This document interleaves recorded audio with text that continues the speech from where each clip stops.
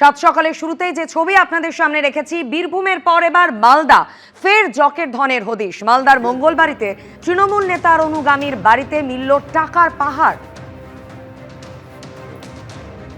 দেখতেই পাচ্ছেন থরে থরে সাজানো ছিল টাকা। পুলিশ গিয়ে সেই টাকা উদ্ধার করলো, টাকা গোনার মেশিন পর্যন্ত আনতে হলো।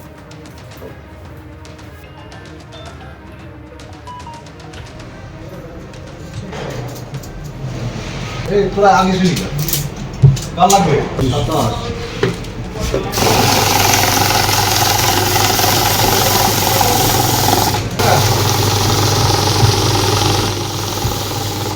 31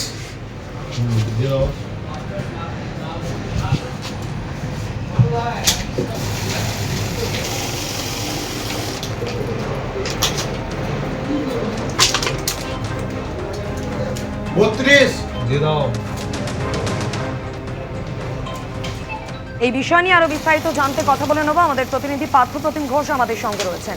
পার্থপ্রতিম, 29শে জুলাই মিনার মণ্ডলের বাড়িতেও এভাবেই থরে থরে সাজানো নোটের বান্ডিল আমরা দেখেছিলাম, টাকা গোনার মেশিন, আর তারপর টুলু মণ্ডলের সাম্রাজ্যের কথা সামনে আসে। মালদার এই ঠিকানার হদিশ তদন্তকারীরা কিভাবে পেলেন?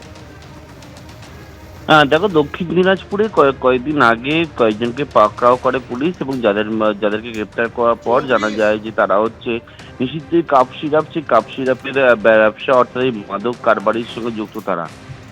তাদের যে টাকা, সেই টাকা তারা কোথায় রাখছে না রাখছে সেই বিষয়ে যখন পুলিশ তাদের কাছে তথ্য সংগ্রহ করার চেষ্টা করেন, সেই তথ্য যেটা পায় সেই তথ্যের উপর ভিত্তি করেই গতকাল রাত্রিবেলা দক্ষিণ দিনাজপুর ডিস্ট্রিক্ট পুলিশ, পাশাপাশি হচ্ছে মালদা থানা, অন্যদিকে মালদার স্পেশাল অপারেশন গ্রুপ, তারা একযোগে মালদার মঙ্গলবাড়ি এলাকায় এক বাড়িতে হানা দেয়, এবং সেখানে দিলীপ সাহা নামে এক ব্যক্তির বাড়ি, এবং সেই বাড়িতে যখন হানা দেওয়ার পর সেই বাড়িতে গিয়ে যখন দেখা যায় যে আলমারি রয়েছে, সেই আলমারি খুলতেই আলমারি ভর্তি টাকা তারা দেখতে পায়, এবং সেই টাকার পরিমাণ কতটা এখনো পর্যন্ত পুলিশের তরফ থেকে বলা হয়নি।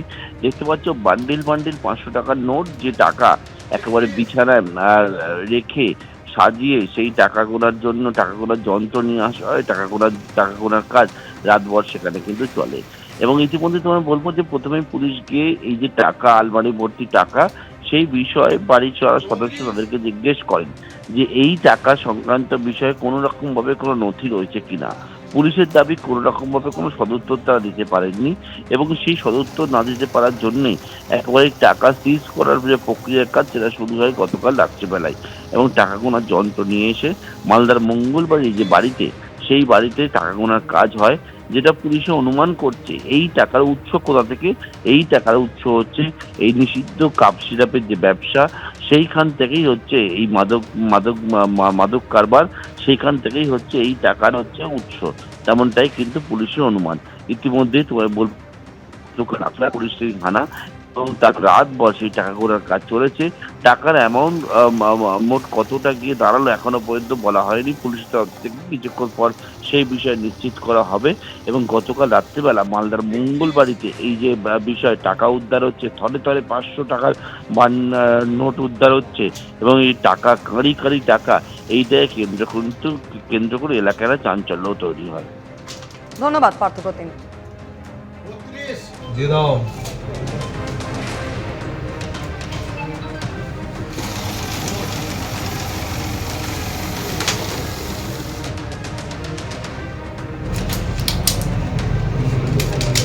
33 দিয়ে দাও।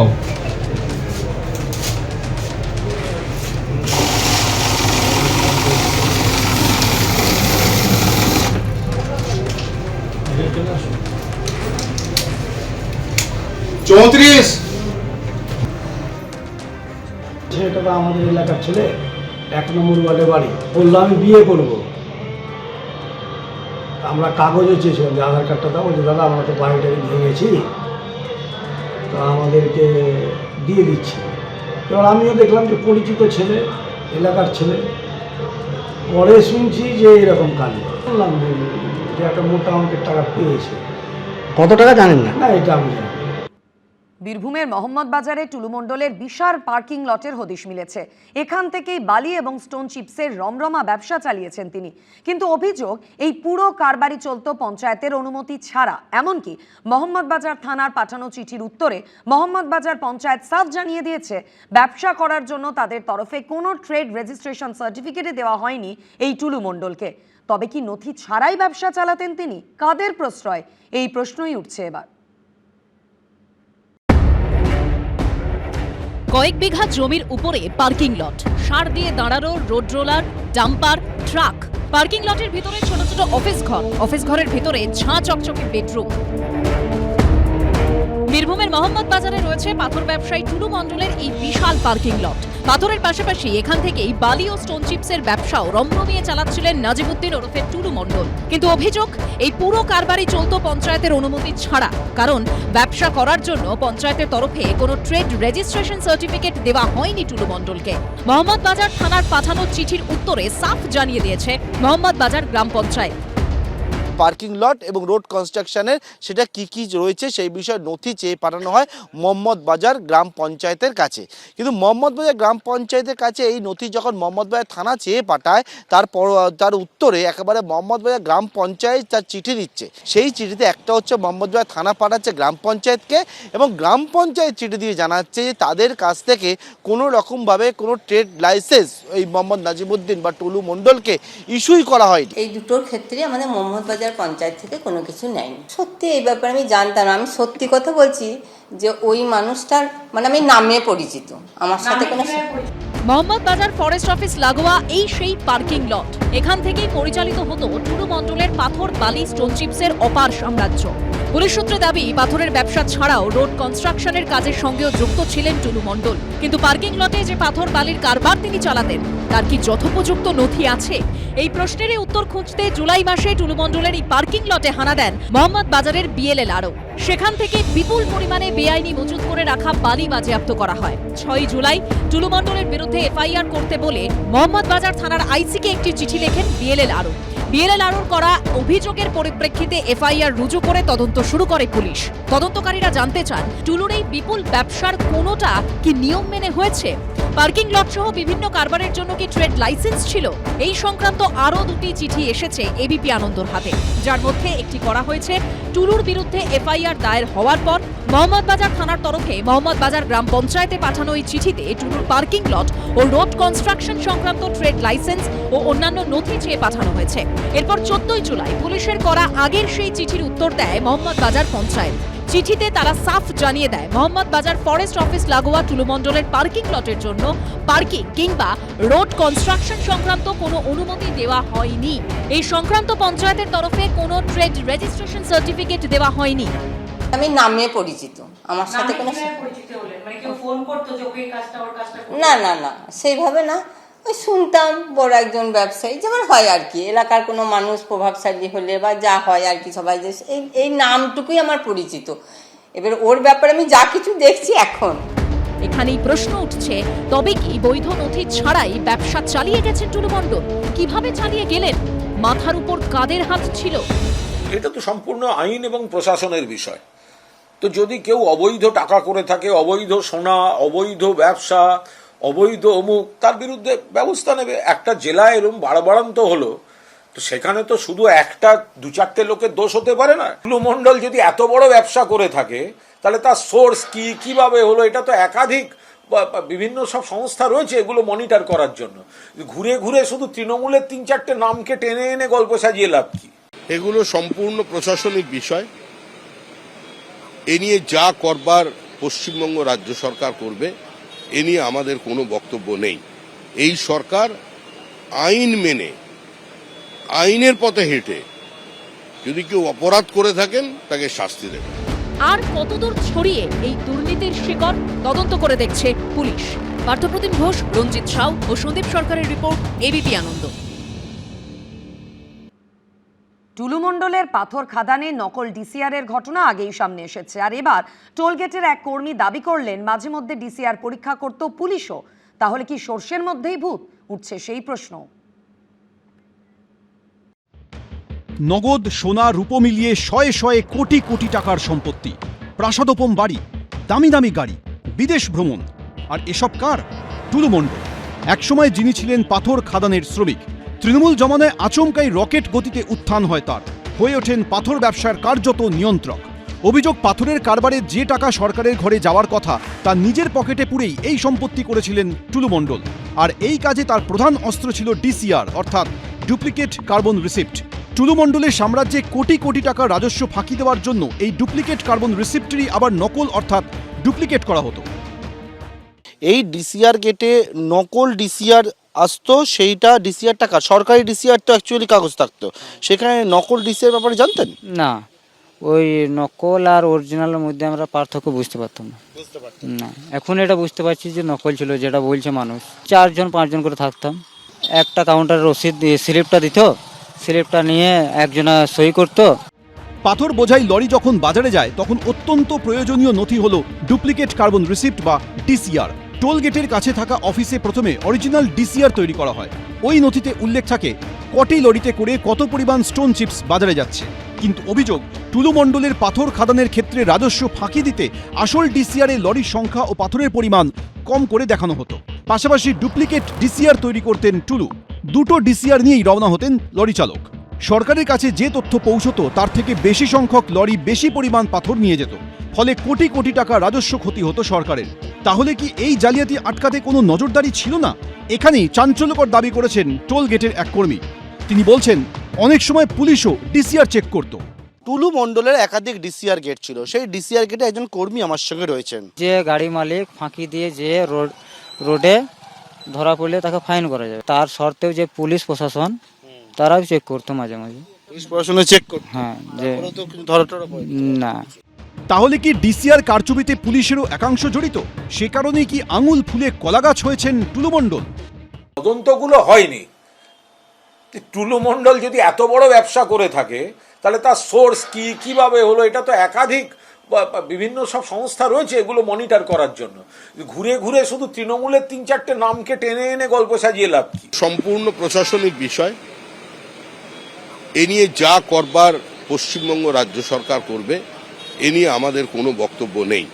এই সরকার আইন মেনে, আইনের পথে হেঁটে যদি কেউ অপরাধ করে থাকেন তাকে শাস্তি দেবে।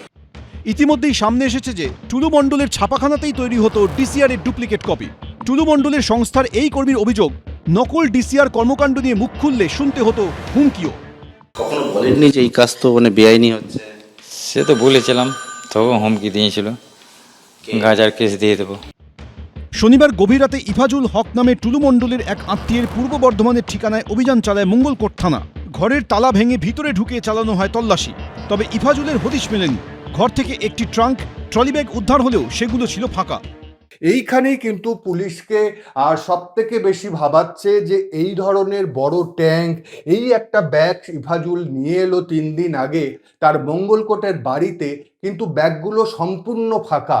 থানা থেকে আসার পর আমার শ্বশুরমশাইকে আমার স্বামী ডাকলেন, ডেকে দিয়ে দেখছেন থেকে বারান্দায় উঠোনে তখন পুলিশরা দাঁড়িয়ে আছে। তারপরে আমার এই ইফাজুলের ঘরে খুলছিল, দিশাদের ছবি তুললো, ভিডিও ক্যামেরা করছিল। ওনাদের সাথে আমাদের সম্পর্ক নেই। টুলু মণ্ডলের আত্মীয় ইফাজুলের সঙ্গে যোগাযোগের চেষ্টা করা হলেও তার মোবাইল ফোন সুইচ অফ ছিল। পার্থপ্রতিম ঘোষ, রানা দাস, এবিপি আনন্দ। মাথার ওপর কার হাত থাকায় বীরভূমের পাথর সম্রাট হয়ে উঠেছিলেন মোহাম্মদ নাজিবুদ্দিন ওরফে টুলু মণ্ডল? এই প্রশ্ন যখন মুখে মুখে ঘুরছে তখন তা নিয়ে মুখ খুললেন রামচন্দ্র ডোম। তৃণমূলের পাশাপাশি বিজেপিকেও নিশানা করেছেন বীরভূমের প্রাক্তন সিপিএম সাংসদ। ওই যে মাছরাঙায় মাছ খাচ্ছে বললে হবে না, অন্যরা মাছ খাচ্ছে কিনা সেটাও দেখা দরকার আছে। টুলু মণ্ডলের টিকি এখনো ছুঁতে পারেনি পুলিশ। সময় যত গড়াচ্ছে ততই সামনে আসছে তার নতুন নতুন কীর্তি। মাথার উপর কার হাত থাকায় বীরভূমের স্টোনম্যান হয়ে উঠেছিলেন মোহাম্মদ নাজিবুদ্দিন ওরফে টুলু, এই প্রশ্ন ঘুরছে মুখে মুখে। এবার তা নিয়ে মুখ খুললেন বীরভূমের প্রাক্তন সিপিএম সাংসদ রামচন্দ্র ডোম। কেস্টোর নির্দেশের বাইরে তো কিছু হয়নি। মমতা ব্যানার্জি একদিকে নেত্রী সুপ্রিমো, আর একদিকে হচ্ছে রাজ্যের প্রশাসনিক কর্তা, তার ভাইপো কর্তা। শেষের দিকে এখন কেস্টোর ডিসক্রেডিটেড হয়েছে, তার বাজার পড়েছিল স্বাভাবিকভাবেই। বিশেষ করে তিহার জেলে 2 বছর কাটানোর যে কিছু তো নির্দিষ্ট হয়েছিল, এই শূন্যস্থানে তখন দ্বিতীয় বাদশা তৈরি হয়েছে তার অন্যতম প্রতিদ্বন্দ্বী কাজল শেখ। সম্প্রতি টুলু মণ্ডল প্রসঙ্গে মমতা বন্দ্যোপাধ্যায়ের দিকে আঙুল তুলেছিলেন মুখ্যমন্ত্রী শুভেন্দু অধিকারীও। সরকারের সাপোর্ট ছাড়া হতে পারে না, প্রাক্তন মুখ্যমন্ত্রী মমতা বন্দ্যোপাধ্যায়ের সাপোর্ট ছাড়া এটা হতে পারে না। এবার মমতা বন্দ্যোপাধ্যায়ের বিরুদ্ধে সরব হলো সিপিএম। কার্যত এক সুর শোনা গেছে কংগ্রেসের গলাতেও। এইভাবে সারা বাংলা জুড়ে টুলু মণ্ডলের মতন লোকেদের ইমপ্লান্ট করে মমতা বন্দ্যোপাধ্যায় এবং অভিষেক বন্দ্যোপাধ্যায় বাংলার মানুষকে লুটেছে। এদের মাধ্যমে টাকা তোলা হতো, বাংলাকে লুট করা হতো। মমতা বন্দ্যোপাধ্যায় বাংলাকে লুট করে আজকে পথে বসিয়েছে। পাল্টা এ নিয়ে মুখ খুলেছে তৃণমূল। টুলু মণ্ডল যদি এত বড় ব্যবসা করে থাকে তাহলে তার সোর্স কি, কিভাবে হলো, এটা তো একাধিক বিভিন্ন সব সংস্থা রয়েছে এগুলো মনিটর করার জন্য। এখনো পর্যন্ত টুলু মণ্ডলের 12টি ঠিকানায় তল্লাশি চালিয়েছে পুলিশ। উদ্ধার করা হয়েছে প্রচুর নথি, কম্পিউটার, হার্ড ডিস্ক। তদন্তকারীদের অনুমান সব নথি খতিয়ে দেখে মিলতে পারে আরও সম্পত্তির হদিশ। মিনার মণ্ডলের বাড়ি থেকে বিপুল পরিমাণ টাকা এবং সোনা উদ্ধারের পর পুলিশ এখনো পর্যন্ত 12টি জায়গায় তল্লাশি চালিয়েছে।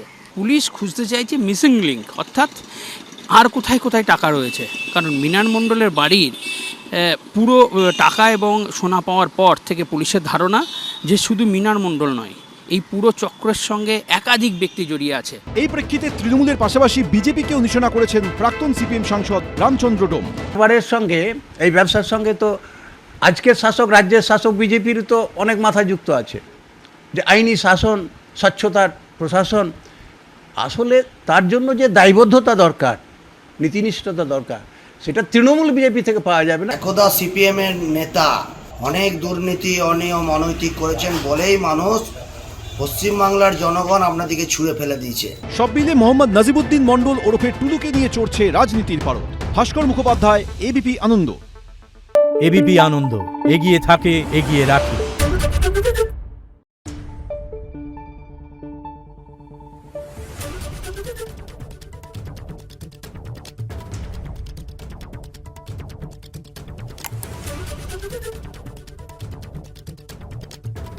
Thank you.